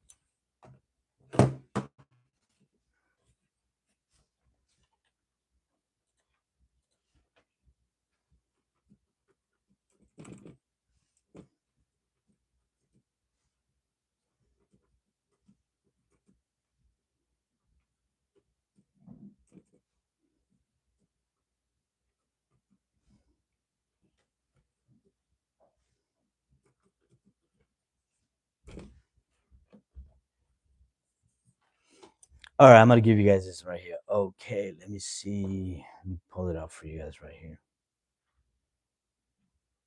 The Bible's beautiful. It told us everything. The Bible gave us what was gonna take place. So look at what it says right here. Oh, let me see if I can pull this up right here. I'm gonna get this name. No, one name. Okay, let me type it in right here. Give me 1 second.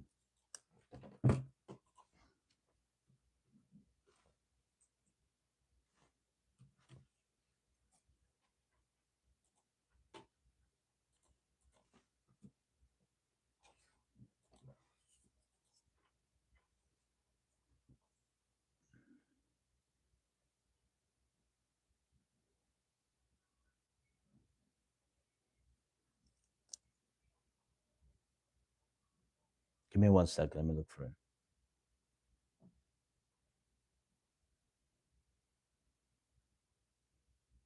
Okay, here it is. So Obadiah 1:4. If you guys want to pull this one up right here. Obadiah, oh yeah, Obadiah 1:4. I'm not video. Look at what it says right here, right? Show you guys what I mean by this. It says, though you soar like the eagle and make your nest among the stars, even from there I will bring you down. What it says right here. So now I'm gonna give you guys a few ideas and a few arguments here because I'm trying to have you guys understand what could be really taking place in secrecy and what's taking place. So Obadiah 1:4 says, though you soar like the eagle and make your nest among the stars, even from there I will bring you down. Now, here's the thing. Okay, I'm gonna tell you guys something. Can rockets exit the system? I highly doubt it, right? So this is not referring to a rocket here, this passage right here. So, in other words, can a rocket penetrate if the dome that or the firmament that's up there, according to the Bible? I don't think so. Now, could they have invented a technology where they can actually exit the firmament? That's not a rocket. I highly believe it. I think they have. I think that technology came around like in the late 90s. I think they actually had the technology in the late 90s. So I think what they did is that since they went secret, and this is something that some of the scientists are saying. People are suspecting about the scientists that were missing is that they reverse engineered something like from Roswell, for example, right? Could they have reverse engineered this? I would probably say that maybe, but I don't think that they necessarily have to reverse engineer any of this, right? I think what it means. Oh, okay. Samir, we gotta block you now, Samir. He is more glorified in Quran than Bible. Okay, Samir, I'm gonna have to block you.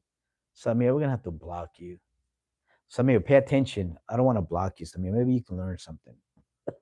Don't say that, bro. You really gonna go into a place where people are talking about something? You straight out just gonna just say something so disrespectful? Just pay attention, sit down. You might learn something, man. You think I want to go into a mosque and say, "Hey, everybody, uh, your book is nothing," and then read the Bible? No, we don't want to do that Come on, people. Look at this guy. Talking to this dude here. All right. If you say anything else that's inappropriate, I'm gonna block you. Okay. I'm just warning you. Okay. Jesus is God in the flesh.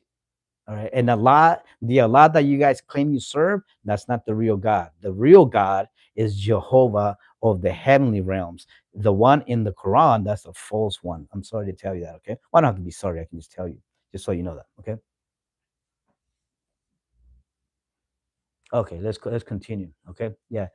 uh, Sometimes when the Muslims come in here and say stuff. Well, it's rare that Muslims come in here too. So I didn't want to be rude to you. Okay, so what is it saying right here, guys? In this book, what it's saying is this: is that God is going to allow them to do certain things. 'Cause look at what it says: though you soar like the eagle and make your nest amongst the stars, even from there I will bring you down. Right? Does that make sense? Uh, he said, Samir said, I respect your book. Like you were just disrespectful a couple of sentences ago, man. All right, so what does this mean specifically? So this is a figure of speech, guys, or an imagery. What it's telling us right here, right? And what it is is that this is giving us the idea. Say, here's the thing: when the Tower of Babel happened, right? When the Tower of Babel happened, um, they were about to do the same thing that they were doing right now, right? Through NASA and stuff like that, those sciences, right? They were going to do something similar to it. But God says, whatever man proposes in his heart, referring to the Tower of Babel, he will accomplish it. But why did God stop it then? Right? Uh, Samir, I'm not typically that I'm offended. It's just that we're teaching. That's what's going on. You know what I mean? Like we're teaching. I wouldn't go into one of your places where your people are speaking on your book and go tell them something like that. I don't know if that makes sense to some people. Sorry, guys. I'm sorry that I have to go at him like that sometimes. All right. So does that make sense? So right here, what it's saying right here is that so during the Tower of Babel, God put a halt to it. Why did God put a halt to it during to the Tower of Babel? Well, the reason why He did that is because I'll explain this to you guys. Okay, God has set His um chronos, right? So what I mean, what I've explained chronos are periods of time that God designates where divinely He's going to carry out His divine purposes. So from the time of Adam and Eve all the way up to, let's say, Noah, that was a chronos of time, and He allowed humans to develop and get to evolve in a way to that a certain level up to the time of Noah. From the time of Noah all the way up to King David, for example, he allowed that was another chronos, and he allowed humanity to unravel and evolve to whatever position, right? So at any moment that if humanity tries to accelerate itself, God puts a halt or stop to, at least humanity wise, right? So the reason why God stopped communism in the Second World War is because that system, right, of communism was trying to surge in the First and Second World War. Does that make sense? So that's how we see in most recent times. We see it in the Second World War. So that beast system that's gonna surge, that's gonna take over. That's the beast that says in the Book of Revelation that it was wounded with a mortal wound. That is referring to the communist socialist ideologies that were surging at the time. So what God does is that when something begins to unravel, when humans begin to get ideas, hey, let's do this, and God says, that's too fast. Let's slap it down. Let's slow it down. So what did God do at the Tower of Babel? It said He descended and He confused their language, and then everybody dispersed throughout the world. Right now, what was taking place in the Tower of Babel started taking place in America. Mostly, it started happening about the 1800s, right, when technology was beginning to take off, right. So the height of human evolution, if you will, I would say the height of human evolution was about the 1900s, guys. That was like the height, the peak, and everything is just been downhill from there. Right now, we've been at a rapid decline, if you want to, in human de-evolution since about like the 1950s, 1960s. We think because of modern times that because we have these technologies like this, we think we're at the height of human excellence and perfection and all of this, right? It's good technology. No, but we're on a steady decline. We're like on a nosedive towards the ground when it comes to what human is turning into, what humans are turning into. And I gave you guys also the you guys can go look it up. This is from Australia. I think it was what is it? 60 Minutes Australia, I think it was, when they did the test, when they're conducting, they're doing, what is called, what is this, research about what technology is doing to these generations, right? It says that the brain is shrinking because a lot of the kids that grow up with the tablets and the cell phones, that that they were for hours on there since they were like 2, 3, 4, 5 years old, right? That their brains, they're showing signs of Alzheimer's and other signs of regression in memory loss, are not able to retain information, and a bunch of a plethora of other symptoms are showing in that show up in elderly people that are in their 60s, 70s, and 80s. I don't know if you guys know this. I talked about this last time, right? So what's taking place is that today in real time, and here's the thing though, big tech, Silicon Valley is not in their best interest for UCLA, USC, or whatever other research university for them to conduct a clinical trial. And we don't have the data. Actually, one of the doctors are conducting. He says we don't have data for this. That's what he said. We're not getting the data until about 25, 30 years from now. That's how alarmed he was about what's taking place. So what's taking place is that when the kids are so submerged in that technology, their brains begin to shrink, and it shows it in the scans they're doing to the brain, right? It's shrinking the brain, and also their cognitive abilities are beginning to be restricted, right? And it's causing different things like HDHD, ADHD. I think that's how you say that, right? And all those other problems that people are having, and also there's a lot of issues that are taking place. Let me just leave it there, right? So here's the thing, though, is that the question is this: as a society, what are we going to do about it? At least myself, I don't have kids yet, but when I have kids, I'm not going to give them tablets. I'm gonna let them use technology. I'm not saying, but I'm gonna say they're gonna have their own time, their own moment. I'm gonna be supervising everything that they're doing, right? I want them to have access to some things, but I'm not gonna give my kid and all willy nilly he can be on his tablet for 3 or 4 hours because I don't want to pay attention to my kids. No, I'm gonna give my kids my undivided attention as much as I can, and I'm gonna be a very involved father. But what I'm telling you is that I'm not. Even Steve Jobs said that he wouldn't give his kid a tablet. Yeah, I don't know if you guys know that. Steve Jobs, just him, he said it because it's doing something to the brain. Now, if this is just this technology, guys, do you think that the government or Silicon Valley is gonna say tomorrow, gonna go on a press conference and he goes, "Hey guys, guess what? We just ruined the whole generation of kids because we raised them up with tab." They're not gonna do that. It's money, y'all. It's the shareholders. That's what matters to them. There's the shareholders. They're the ones who the yeah. Oh, okay. Yeah, yeah, Smith is saying something right. Does that make sense, guys? So now let me explain to you guys what's taking place. So when it comes to technology, somebody was asking this the other day. Could there be some civilizations, if you want to say it like that actually do have some of the advanced technologies? I think so. I think that there are places out there, like maybe underground facilities where they actually have possibly not a civilization, probably groups of people where they're actually gave them access to technologies just to test and experiment. But here's the thing, though, is that here's the interesting part that I've noticed as at least in about early 2000s when I started to pay attention to this, right? And it was that the rapid acceleration that's taking place, right? We have to understand something right now, okay? At least from the internet era, let's say 1990 up to 2026, right? We have to understand just the acceleration from 1990 to let's say 2020, say those 30 years, right? What took place from the 1650, and I talked about many times, I'm gonna go through it again, right? Up to about 1880, 1890, from 1860, the 1600s, 1650, up to the year 1880. I'm trying to say the right, right? from that era to that era, there was a slow, very slow movement or momentum of technology. It didn't affect humanity as much. And then we go from like the 1900s all the way up to like 1970s when we took flight.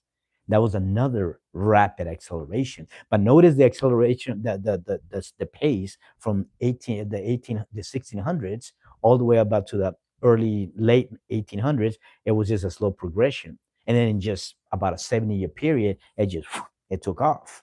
And then we look at the other part about the 1920s all the way 19, yeah, let's say 1990, let's say, from there up to now. In those 30 years, half the time from 70 years from 1900s to 1970s, right? Look at the half of that time how we progressed. And this is not a hundredfold, 200-fold. This is 2,000-fold. Am I making sense? Right. So if you look at it, and this is just what we witnessed from 1990 to about the year 2020, and now we're introducing the new systems. I don't know if you guys have noticed. Do you guys, put a one if you guys have heard about augmented reality? Anybody put a one in the comment section on both channels. Have you guys heard of augmented reality? Put a one in the comment section, or or VR, virtual reality, right? But what I'm trying to explain, guys, I tried virtual reality like 10 years ago, right? Virtual reality. I tried watching a movie on that. I only lasted like 6 minutes. My all my senses were like my brain went haywire. Yeah. I remember I tried it one time. I was like, whoa! I took it off. I can't do this. I never tried it again because I put it on and it's like you're in another room, like literally in another room. And then I was watching a movie on my phone because you put it on the phone right there, and I was in there and like I began to like my heartbeat started going up. It's just like my our system is not set up for us to be in the fake environment, if you want to call it like that, right?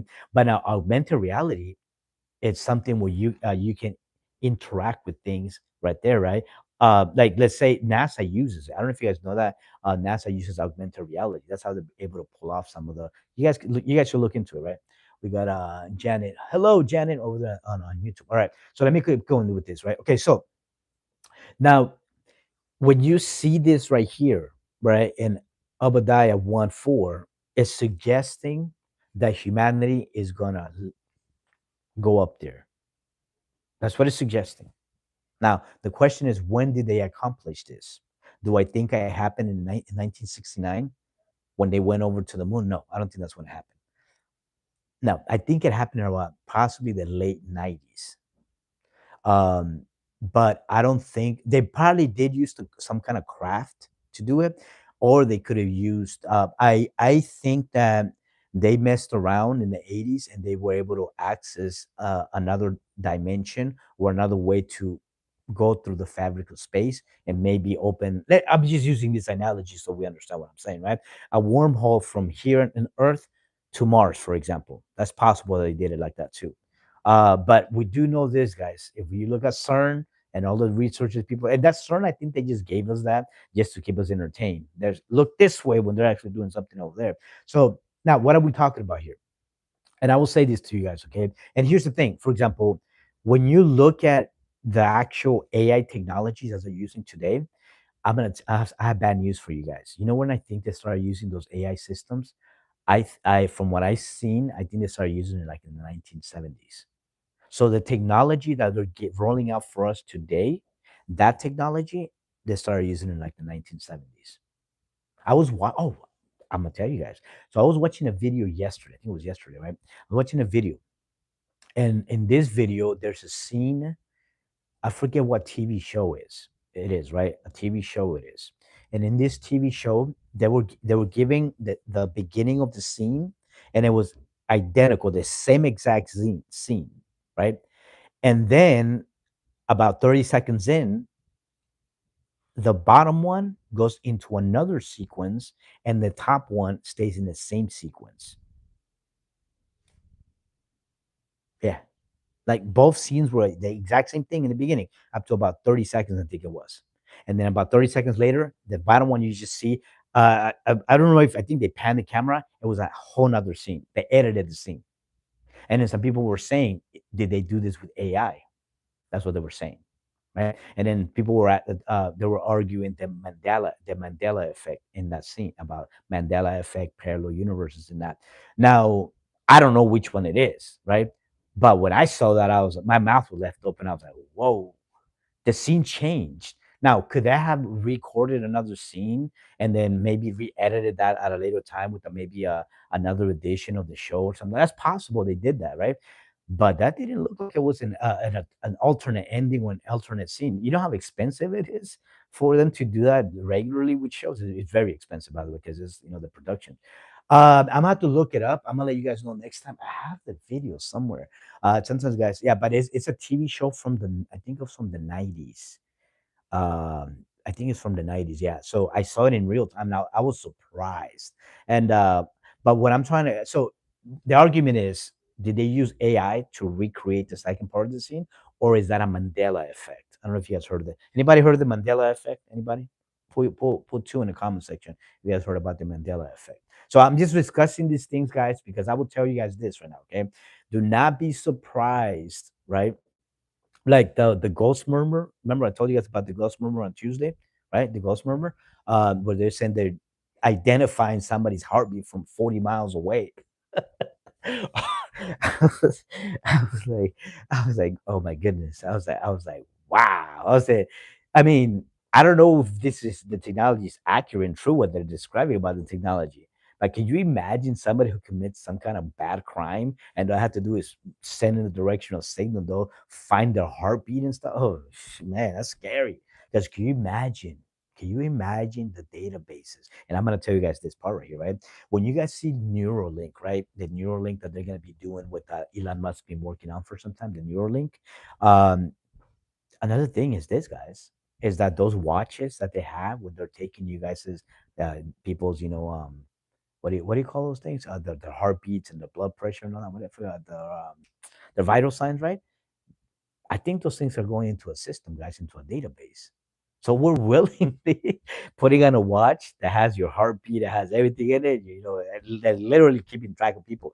I would not be surprised if there's a full database with it. Even our phones, right? Obviously, yeah. Actually, yeah. By the way, I used to work for the telecommunication industry. Believe me, they have a system where they can pull out a whole city and they can see every single geotag. It's called geotag and geofencing. I don't know if you guys know what that is. Geotagging and geotagging and geofencing was going on in the 90s. I don't know if you guys know that. So anyway, we're going into the deep end tonight, right? When it comes to this. So I would say this. Now we'll go back to the idea. So have they possibly exited the system somehow with the technology? I think the answer to that is yes. Have they actually possibly gone even to Mars or maybe or any other what they call wandering stars? That's what it says right here. Once again, Obadiah 1:4. Though you soar like the eagle and make your nest among the stars, even from there I will bring you down. All right. Now, could this be talking to maybe one of the other creations that was here? No, I don't. It's not. I don't think it's talking to the creations that were here before humans. I don't think that. I think everything from the New Testament. I mean, the Old Testament. I think is referring to our system of Adam and Eve, the system going from Adam and Eve this way. It does make references to some of the other creations that were here, like in Job and other places like that, right? I think Jeremiah too. No, Ezekiel, I think is where it talks about it, right? But it just makes references. But I think this is talking about humanity, but it's not talking about humanity in the Old Testament. It's talking about humanity in the year 1800s and moving forward.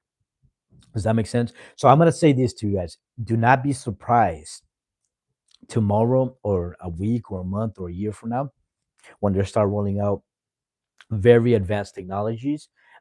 Because the thing is this, though, is that I think that they're going to use the overtone type of type of technique, if you will. They're gonna start putting forward more advanced technologies. That way, humanity can start, consuming it and accepting that technology. That way, when the one world order actually comes into play, people are just gonna willingly gonna be able to go into the system without having hey, somebody said it's Skynet. No, no, don't be surprised. Like, and they give movies like that too, like the Terminator and Terminator is a Skynet, right? I think it is, right? Yeah, so we got Skynet and all that, guys. So the thing is this, though, ladies and gentlemen, and this is the part that I've talked about a lot today, and I've talked about this subject many times because I want to keep explaining this to people, because technology is playing a major role. It's a major factor. It's a major element that's going to be in play for what's going to take place with humanity, that things are going to unfold and take place. Does that make sense? So it's interesting though how they gave us the convenience of having a technology like a cell phone in our hands, where we can, by texting and calling, because they made it convenient in the early 2000s. Hey, you want to communicate with your peoples without having to pick up a landline and going home and calling somebody? Here is the easy one. We didn't think about it back then. It's, oh, a cell phone, yeah. And then they give you a camera in there, and then, hey, now you can send them a text message, kind of like a letter, except it's digital, and they get it on their phone. It's like, really? You guys remember 2003, 2004? Like, oh, text messaging. And then you, let me send a text message. And then they went from how much did they have? What was it, like 500 text messages back then a month, and someone have 1,000 text messages back then. I used to work for cell phone companies. I used to see hundreds of dollars, even thousands of dollars, because the kids, they only had 500 text messages and they sent 8,000. And I think it was like 50 cents per text message back then. Some were 35, 40, 50 cents. Yeah, it was really expensive back then. You guys remember that, right? I saw some real crazy bills back then. Yeah. So, but so they, yeah, some of them were 25 cents a message also. Yeah. So that's crazy is that they packaged it to humanity. Here's a toy. Go play with this tablet. Go play with this, and we willingly accepted it, right? I mean, I didn't think about it. Well, there was a lot of conspiracy theories that have always been calling technology the mark of the beast, right? Yeah, a lot of people have done that over the years. I wouldn't call it typically the mark of the beast, where like you know if you got it, we're already condemned to eternal damnation. That's not what they did. That's not what I'm saying, by the way, because of technology. What I'm telling you guys is that, and this is the part that a lot of people are having a hard difficult. And some people say it directly, yeah, that's the mark of the beast. And it's like, like you're telling me, like I'm already gonna go to an eternal damnation, right? No, what's gonna take place, and I'm gonna explain it like this real quick. Okay? When it comes to technology and the mark of the beast, the technology itself is useless from the context of the mark of the beast activated. So I'll tell you what's going to take place from what the Bible shows us. What it looks like is going to happen is that when the harpazo happens and God hands the system to the Antichrist, God is gonna flip a switch, and anything in the new system that's accepted is gonna be considered the mark of the beast. That's what I mean by that. That's what it looks like, what the Bible is showing us. So right now, this you're not gonna go to hell because of these guys. Come on, let's be a little bit more wise. Right? Some people think like, oh, I can't touch that. Huh? That's the devil right there. I remember like people were telling me before that back in like the 60s and 70s and 80s that the grandparents used to call that they used to call it the devil box or something to a TV, regular TV. That's the devil's box, right there. Well, well, I mean, depending on how you look at it, right? So anyway, so now guys, pay attention to this, okay? So when I'm talking about this off the wall, out on the deep end kind of things about technology and what's possibly what's taking place in secrecy, that's when we have verses like Obadiah 1:4. And it says that though you soar like the eagle, you can say that looks like a rocket going up into the sky, right? We can use that. We can use that. I think we can fairly use that and make your nest among the stars. Who is he talking to right there?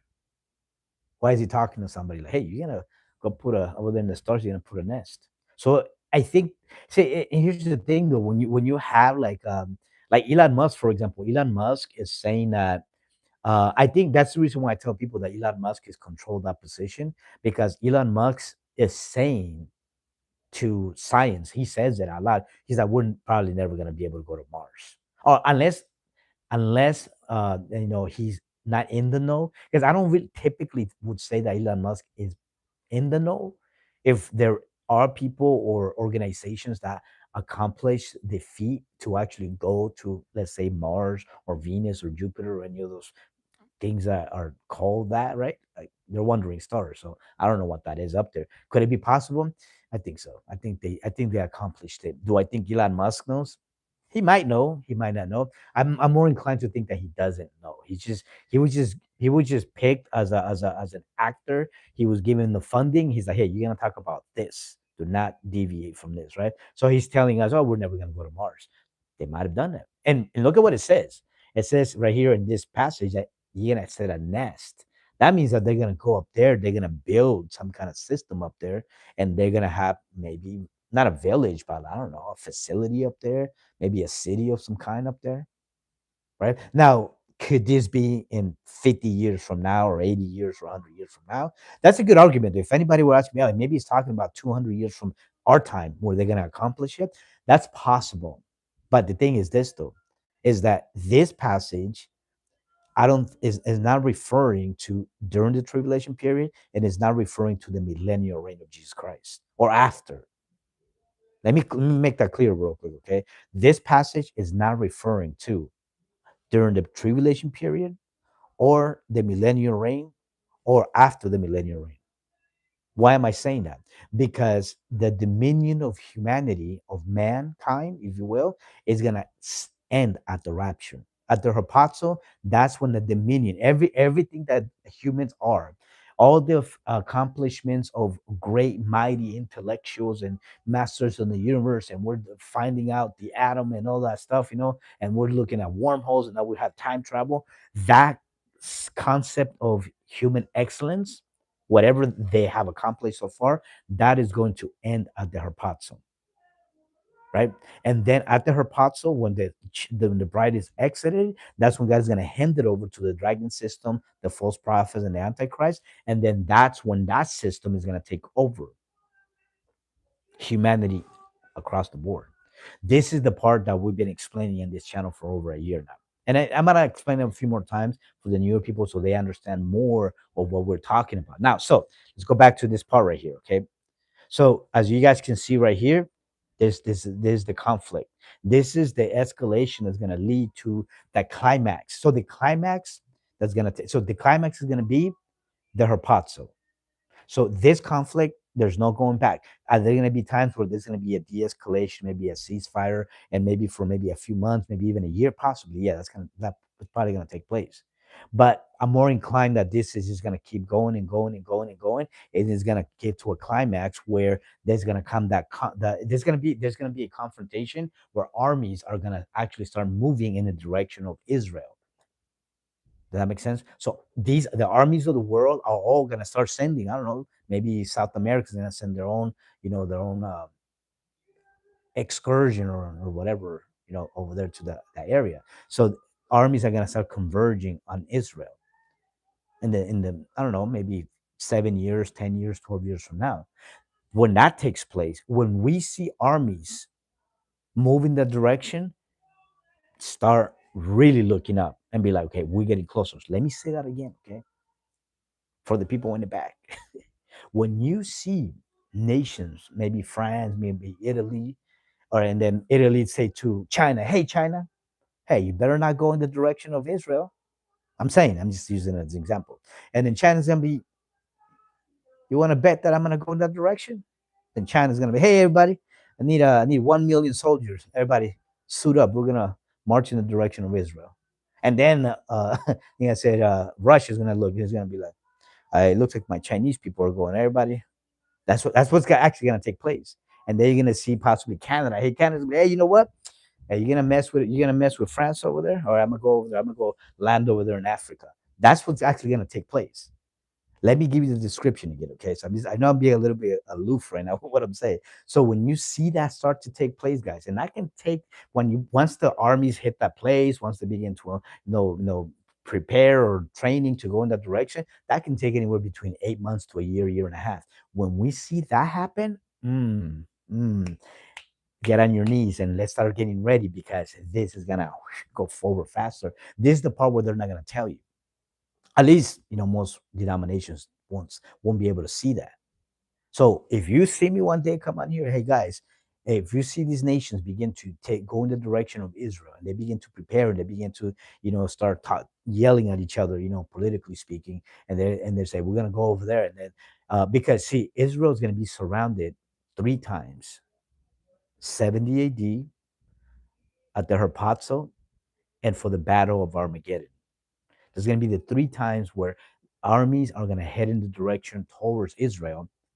Not the one number the second time is the harpazo, and that's where World War III God is going to intervene in World War III, and he's gonna be okay, everybody out. So it's gonna give the world a world type of event where humanity is for the first time is gonna take a step back and be like, hey, we gotta unite, and then God's gonna give them the Antichrist. Yeah, here you go. You want to play with this guy right here? Go hang out with him for a couple of years.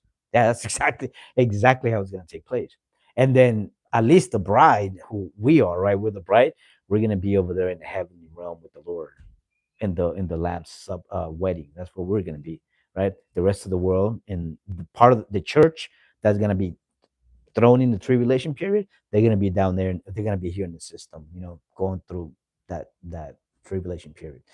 It's 10 o'clock. Oh, wow. Guys, we talked a lot about I hope this is making more sense. Okay. I hope I'm giving you guys an idea, right?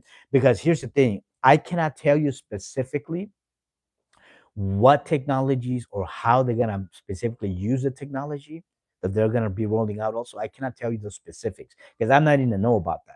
But I will tell you that they have very advanced technology, and that's they're gonna need it too. They're gonna need it though, because you have to understand, according to them, is 8.3 billion people on this earth. But remember, guys, something. Remember something, the population of the earth, at least by the time we get to the harpazo, is going to be diminished. It's going to be diminished.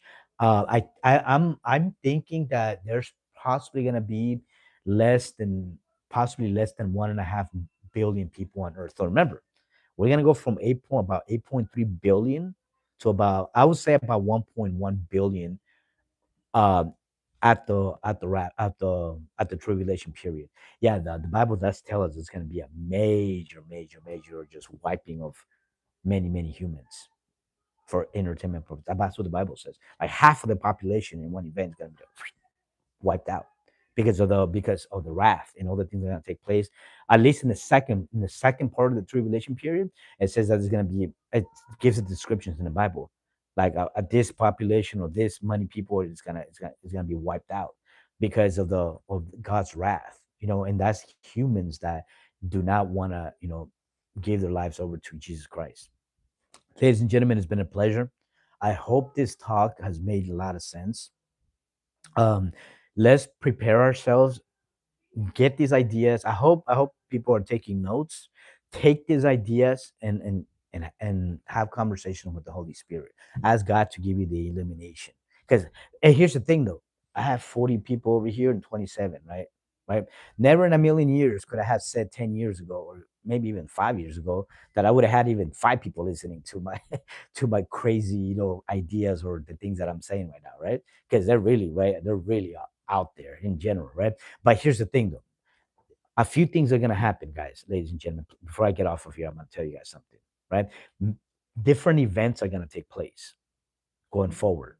One is going to be technology being used, right? And then there's going to be elements that are going to take place that are going to be off the wall, supernatural type of things that are going to take place also. That humans are going to be like, why is this happening? Things in the sky that it may be technology that humans are using, or it could just be something completely like a phenomenon that even their technology is not going to be able to explain. Does that make sense? So now here's the thing, though. The interesting part though is that I think one of the reasons why they do have the space program and also SpaceX is because what they're doing also is that they're throwing rockets and stuff up there. That way, when something happens up there, we're not so afraid. For example, let's say Elijah, for example, when Elijah was caught up in the whirlwind, right? How many times had the people or the people in that region seen a car of fire come from up there? How many times? How many people do you think freaked out when they saw some kind of thing up there that looked like some kind of like ball of fire, and then that was the thing that was picking up Elijah, right? What was it? Some kind of craft that we don't know about? But yeah, that's what it was. Some kind of craft. So the people, at least the known world back then, they looked at this like, oh my goodness, it's probably the end of the world. Now today, something can happen up there, and be like, it's probably some kind of rocket, maybe SpaceX or maybe NASA doing some their shenanigans up there. It doesn't bother us as much, and I think that's one of the reasons why they do have the space programs, because they can explain away some things. Does that make sense? Go ahead. Yeah, yeah, yeah. That I don't fear none of this, guys. I don't fear. Let me tell you something. If I don't breathe tomorrow, if there's no more life in this body, I'm gonna be in front of the Lord. I have no. It doesn't. We're talking about this because people have questions, and also there's people coming through the channels that are asking questions, also that are not believers. And through these conversations, at some point, God is going to speak to them. Is going to touch their hearts. And we had three people last time accept Jesus. Last time over here, like on the chat, I think it was like last week sometime. Three people, all for the for the glory of God and the kingdom of heaven. So, ladies and gentlemen, I'm telling you, sometimes I don't like having these conversations. Not that now I'm here. I can have them here because I know a lot of you, God is giving you all the insight and the discernment. He's giving you guys those ideas, and God probably already gave you some of the ideas to some of y'all. Now He's just verifying, He's clarifying certain things through me, to some of you. So that's the reason. But I don't want to have these conversations outside of like spaces like this, because people, I don't know, it's just, I don't know, like I had this too many conversations over the years. I don't want to talk about it. I mean, I'm talking in a secular way, right? I love talking to them about them right here. But the thing is this, is that you and I, YouTube and TikTok, you and I, let me say something before I get off, okay? We need to walk in the spirit, and we need to walk, right? We need to be in the spirit, and we need to walk by the spirit on a supernatural place. We're gonna have to get there sooner than later. God wants also to take us there, right? When we begin to walk in a supernatural place, trust me. And I'm for myself, I'm saying these things don't bother me. I'm not afraid. I'm not scared. Bring it on. I'm gonna get on my knees and the Lord, cover me. God's gonna be like, yeah, cover him. Everybody cover, protect him. Protect the 70, the 36 on TikTok, and protect the 27 on YouTube. Well, we're taken care of. Oh, we got the King of King and Lord of Lords on our side. We're just becoming aware, and we're understanding that when we come in front of in front of the world, or people who are unbelievers, and they bring ideas, or they bring worries, or they bring fear that they have in their own lives, we can explain a lot of these things. And you guys can send these lives to people, share them. We have 12 shares over there. I don't know if I have any shares over there on YouTube, but we have 12 shares. And that's 12 people that are going to hear that idea and those messages, right? And ladies and gentlemen, this channel is helping a lot of people, all for the glory of Jesus Christ, over there on YouTube as well. Okay. I hope I'm always going to give that message. Okay. I'm smaller than you, and I'm smaller than you. I'm your servant, but first for the Elohim, and then I'm a servant of y'all. Does that make sense? So, ladies and gentlemen, it's been a pleasure. It's been a very good night. I will see you all on Tuesday. And we're going to talk about a couple of more things. I hope this has been a blessing. It's been a blessing to me. It's always a blessing to me. You'll have a good night. You'll take care of yourself, and I'll see you all in the next one.